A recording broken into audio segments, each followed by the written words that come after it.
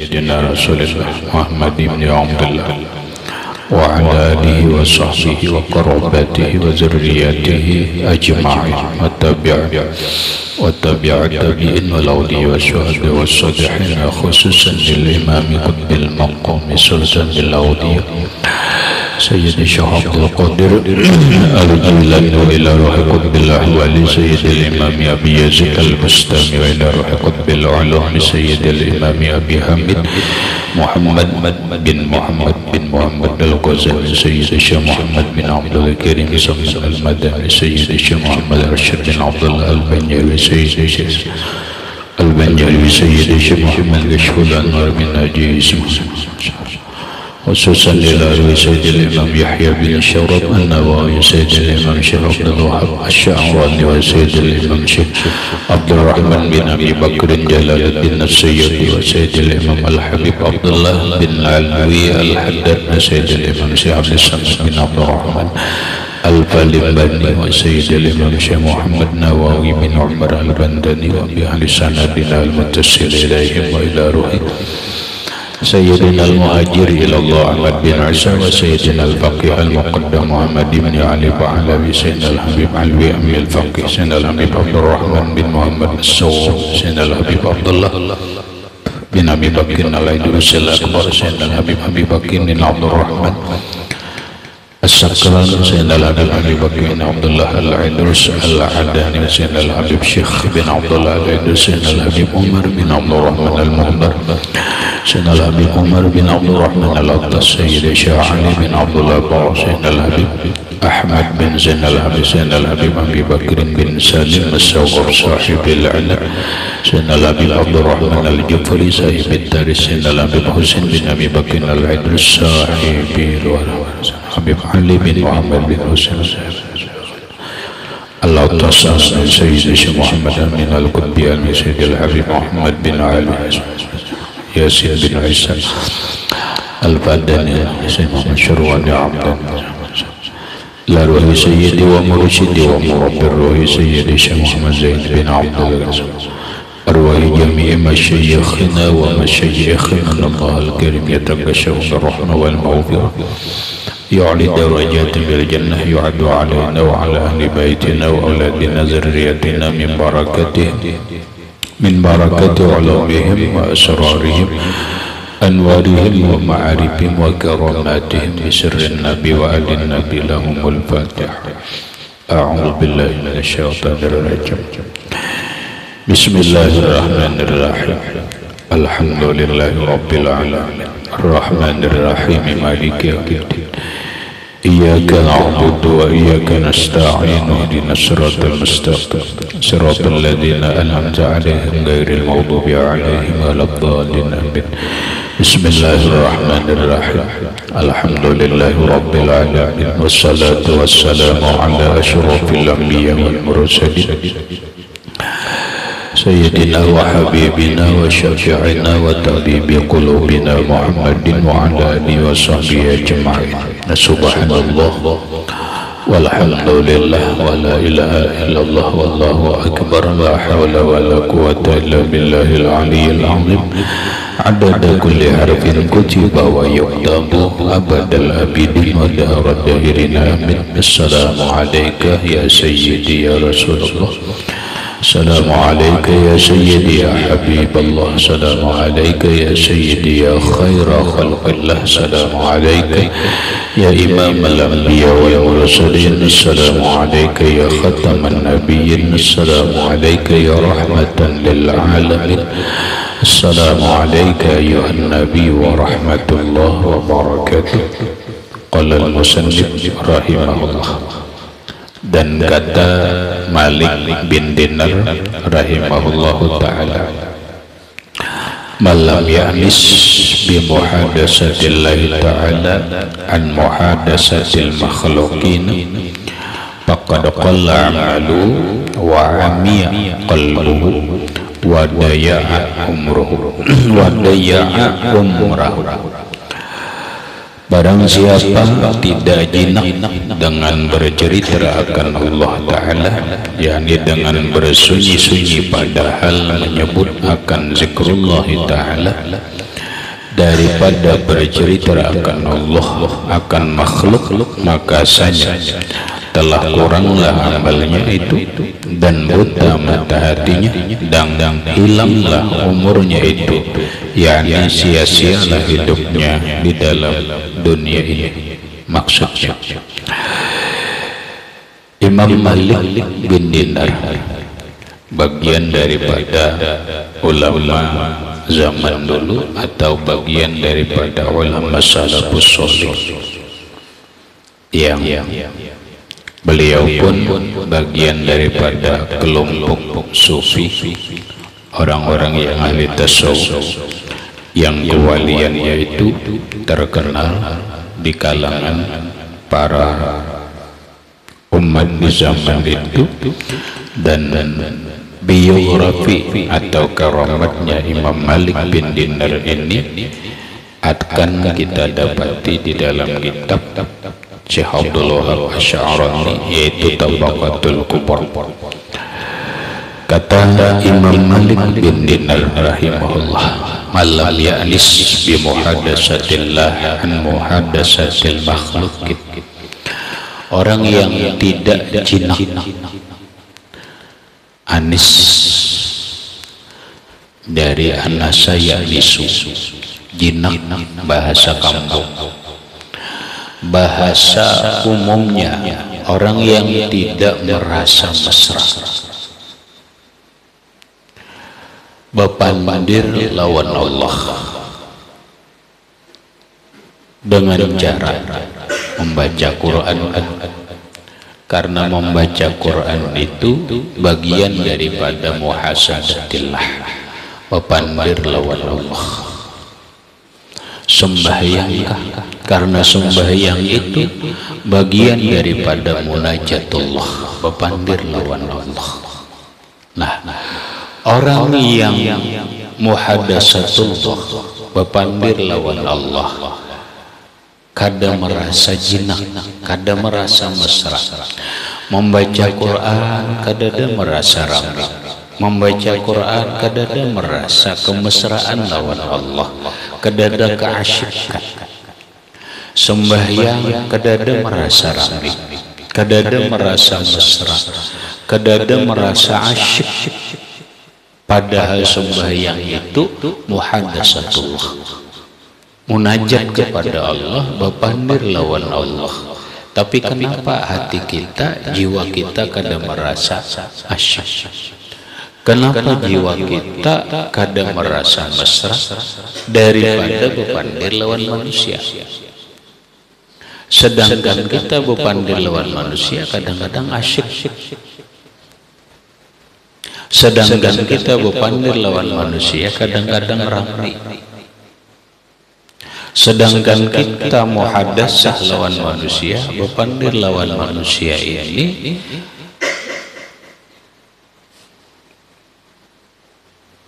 bahasa kita mesra.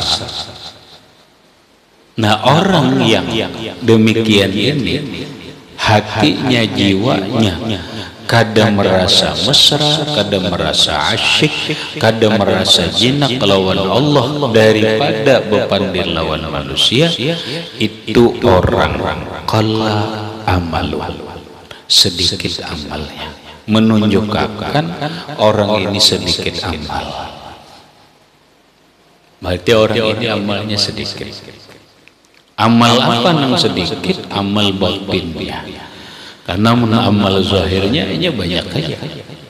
Sembahyang, kadang berbuat kebaikan, kadang berbuat ini dan itu amal zahir. Ini amal batinnya kurang. Karena amal batinnya ini kurang, lalu koneksi kepada Allah itu kurang. Sementara berhubungan lawan Allah itu nang ianya adalah dengan hati. Ini satu cirinya. Jadi kita kalau memeriksa diri, ketika kita beribadah kada merasa jinak, kada merasa mesra, kada merasa asyik, berarti kita ini amal hati, koneksi hati lawan Allah itu kurang. Tinggal kita memperbaiki aja lagi. Tinggal kita nang kayak apa memperbanyak hubungan kita, amal hati kita dengan Allah. Wa amiya qalbuhu, dan butalah hatinya. Ini menggambarkan hatinya buta. Hati buta. Kalau buta itu ya kada melihat. Kalau inya kada melihat, manalah mau mesra. Orang melihat, orang bisa asik melihat main atau permainan Madrid lawan Barcelona ya karena inya melihat. Lamun mendengar aja kada asyik. Ya karena melihat. Dari tontonan karena melihat inilah lalu timbul ramai. Nah berarti orang yang baca Quran, sembahyang, berzikir, tapi hatinya kada merasa jinak lawan Allah, tapi hatinya kada merasa asyik lawan Allah, tapi hatinya kada merasa mesra lawan Allah, hatinya buta. Berarti kada melihat Allah. Kada melihat Allah di saat apa? Di saat beribadah. Ini kebutaan hati lebih parah daripada kebutaan mata. Wadaya umrahu, dan dia membuang-buang, menyia-nyiakan akan umurnya habis. Kadada bahasa orang sekarang, kadada menikmati hidup, kadada merasakan kebahagiaan hidup. Padahal umur kita ini harus kita nikmati.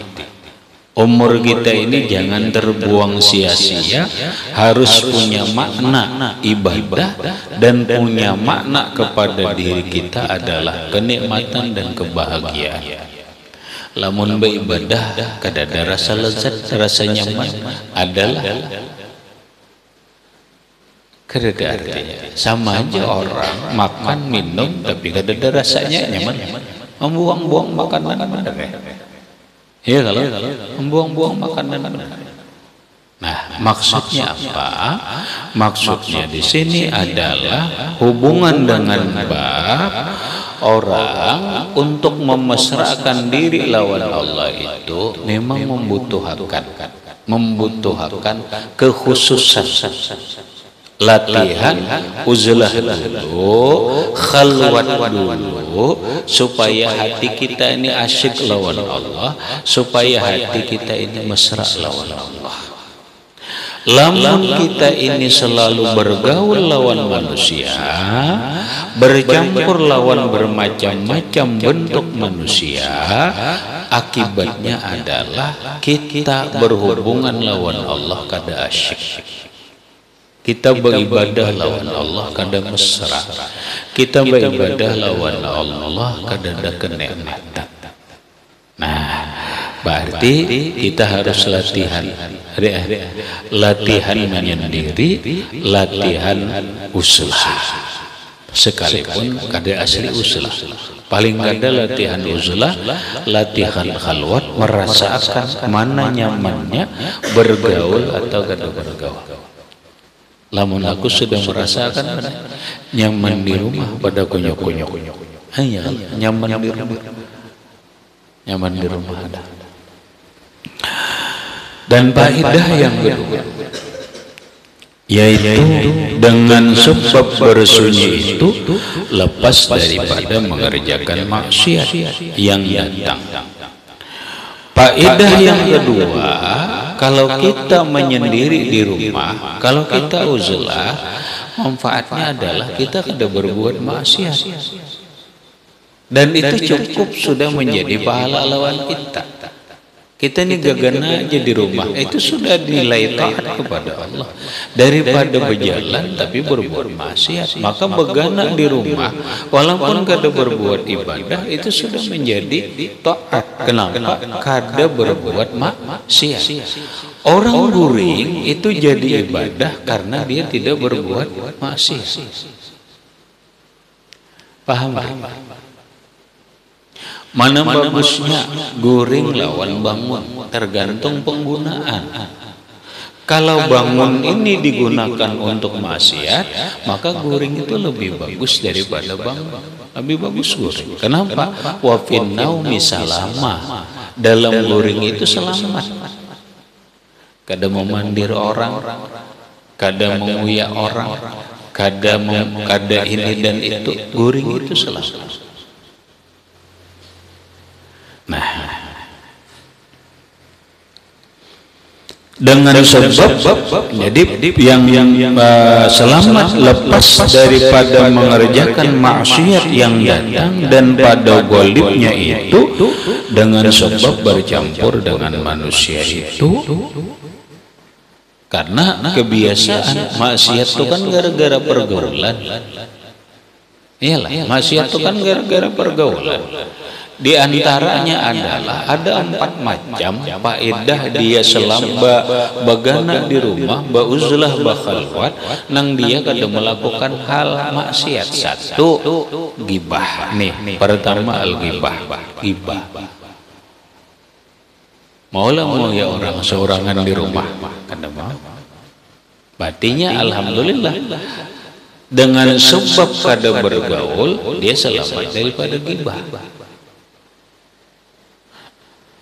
yakni mengumpat akan manusia, dan makna mengumpat itu yaitu mengata kejahatan manusia pada ketika ia gaib, dan jika ia mendengar akan perkataan itu niscaya tiada ia suka, dan yaitu haram lagi maksiat.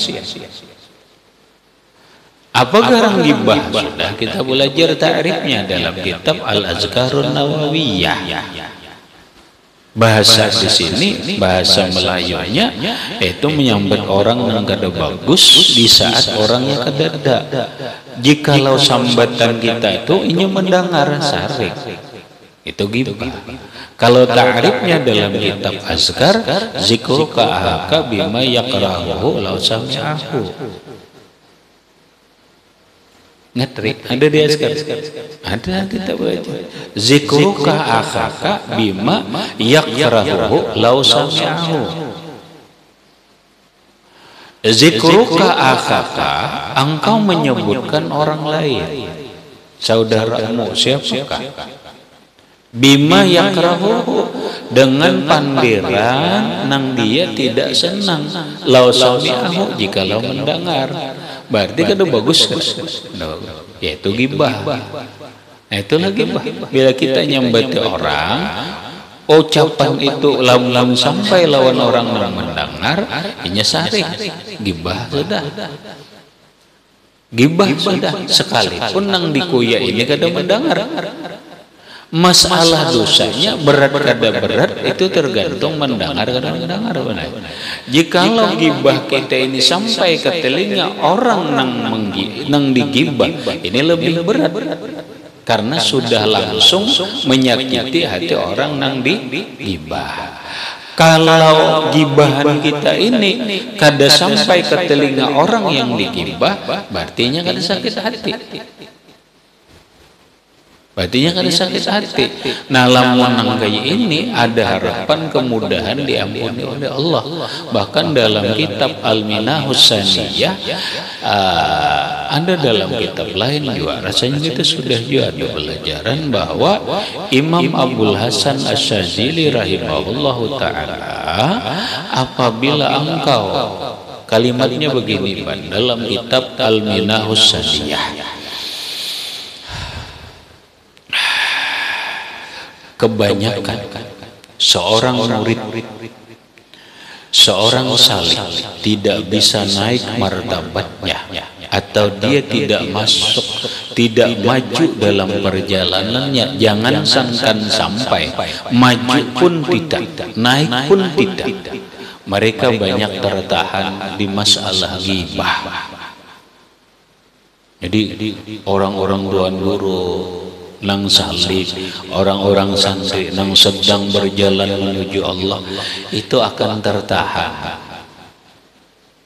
perjalanannya tertahan, jauh lawan sampai perjalanannya itu tertahan gara-gara gibah. Inilah kebanyakannya gibah. Namun Ghibah itu kayak itu tadi. Apabila engkau jatuh ke dalam perbuatan ghibah dan ghibahnya itu kada sampai kepada telinga orang yang digibah, maka bacalah Al-Fatihah sekali, Al-Falaq sekali, An-Nas sekali, Al-Ikhlas sekali, Al-Falaq sekali, An-Nas sekali. Niatkan atau hadiahkan kepada orang yang kita gibah. Baca dulu Al-Fatihah sekali, Al-Ikhlas sekali, Al-Falaq sekali, An-Nas sekali. Lalu berniat, ya Allah, bacaan yang ku baca ini aku hadiahkan kepada si fulan nang ulun gibah.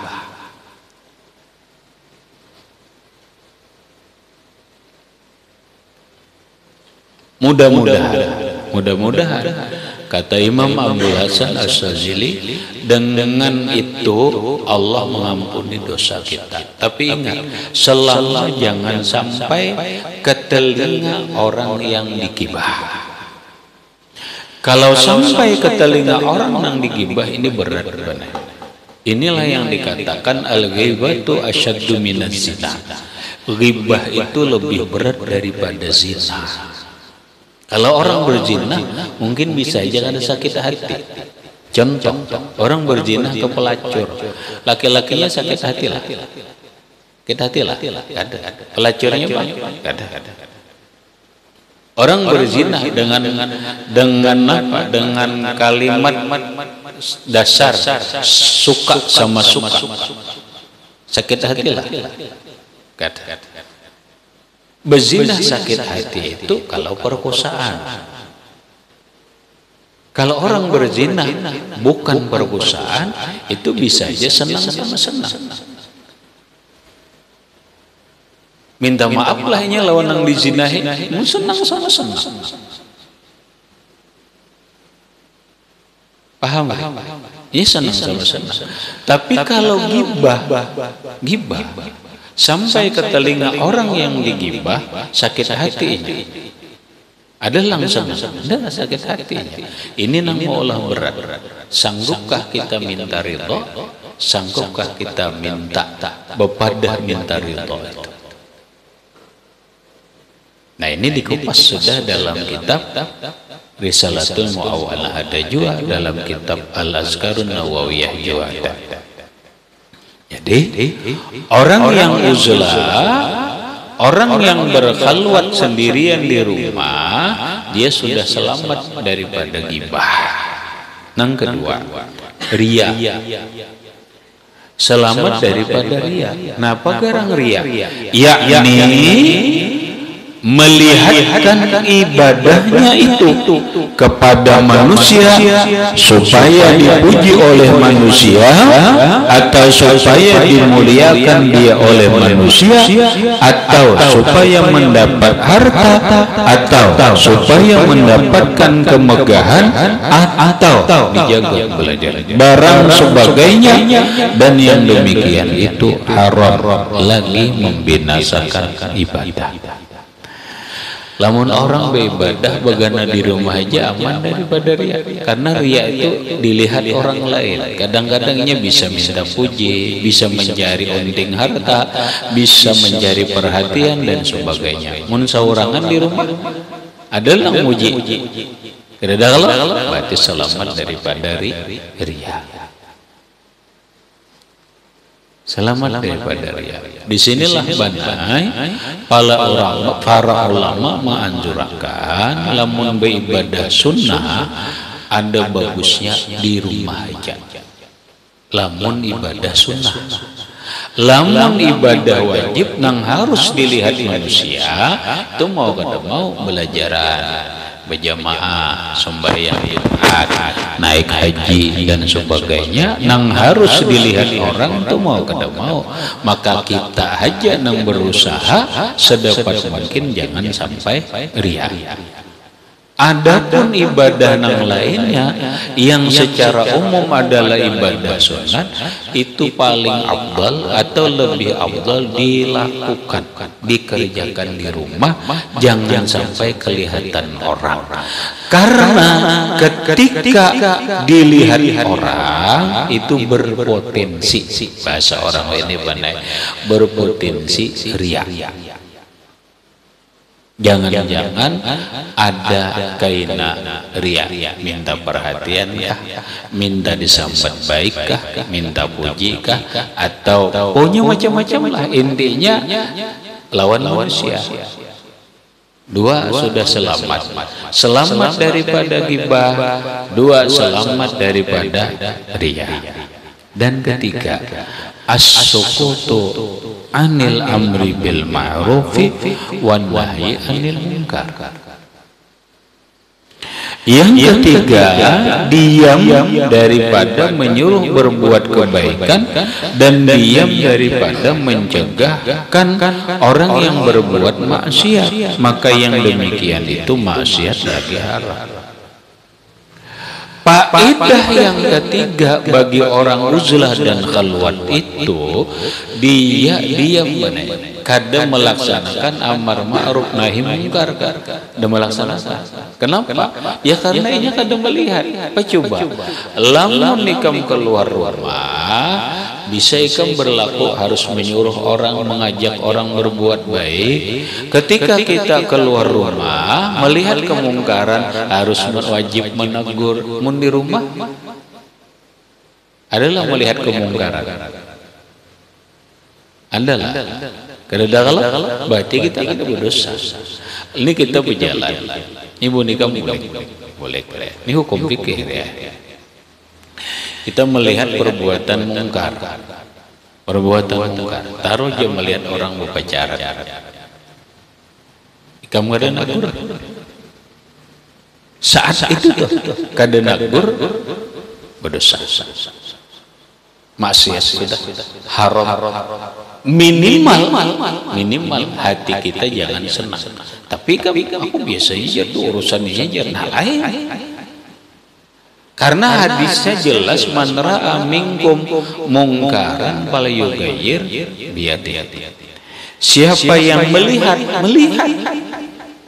dari kalian akan kemungkaran, falyughayyir biyadihi, tagur lawan tangan. Fa illam yastati, jika dia tidak sanggup, tidak mampu, fa bilisani, lawan untung barang nagur. Dua ini aku yang nagur. Nah ya, kenapa melihat? Fa illam yastati, jikalau dia tidak mampu, Fabi qalbihi, maka dengan hatinya. Hati kada senang, namun dengan hati ini bahwa adhaful iman, ini yang paling lemah iman. Nah, menagur kada, hati kada menahu, apalagi senang, ini sudah dosa. Gara-gara apa? Ya gara-gara kita bergaul. Lamun di rumah berlaku kan, berarti kita lagi dosa. Amar ma'ruf nahi munkar ini diwajibkan kalau kita bergaul. Tiga sudah manfaat. Nang keempat, mengikut akan perangai kejahatan jika bercampur dengan orang yang berbuat kejahatan, dan bersunyi daripada bercampur dengan orang yang berbuat kejahatan itu lepas daripada yang demikian. Maksudnya nang keempat ini nang sangat berpengaruh juga. Nampak, apabila kita kada bergaul lawan manusia, kita selamat. Kada selamat dari apa? Selamat daripada terpengaruh dengan pergaulan. Selamat daripada terpengaruh daripada pergaulan. Makanya benar ada dalam ilmu dalam ilmu sosiologi, ilmu sosial manusia itu ada petanya, pitanya di sini. Kamu bila bergaul ke sini, kena dampaknya ini. Bila kamu bergaul ke sini, dampaknya ini. Bila bergaul ke sini, dampaknya ini. Itu ada pitanya. Orang ahli sosiologi itu kayak pama. Orang pita ini kan gitu. Orang bila bergaul ke terminal umpamanya. Nah di terminal lu begini, maka akibat inya terpengaruh itu bisa jadi kene, bisa minuman, bisa mabuk. Yalah, bergaul ke sini. Orang bila pergaulannya ke sini nampak main judi online. Wah, ini tumpukannya nih orang main. Nampak pasti itu pengaruh. Yalah, itu pengaruh. Main bisa judi online, bisa main PS karena kawanan main PS. Iyalah, karena kawanan tujuh main PS nya atau main apanya, main internetnya, otomatis kena judi online, terpengaruh. Bakawan kemana lagi? Bakawan kepada komunitas latu-latu. Nah itu itu tuh dia ramai. Aku jer kan dari latu-latu kawan nukar latu-latu seorang modal jer. Ya nopo guyangnya bener. Latok kampurnya.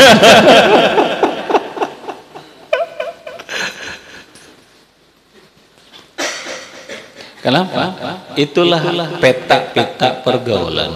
Nah, kemana peta kita bergaul?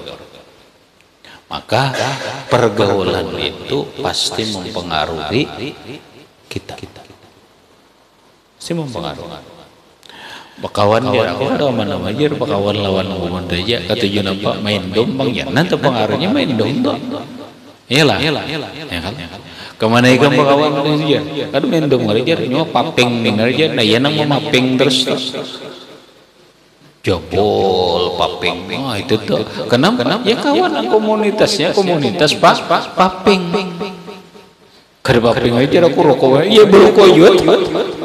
Kenapa? Karena komunitasnya bro. Kemana kita bergaul, bila warnanya kuning, kita akan jadi kuning. Bila warnanya hijau, kita akan jadi hijau. Bila warnanya habang, nang kita bergaul ini, kita akan jadi habang. Itu sudah rumus.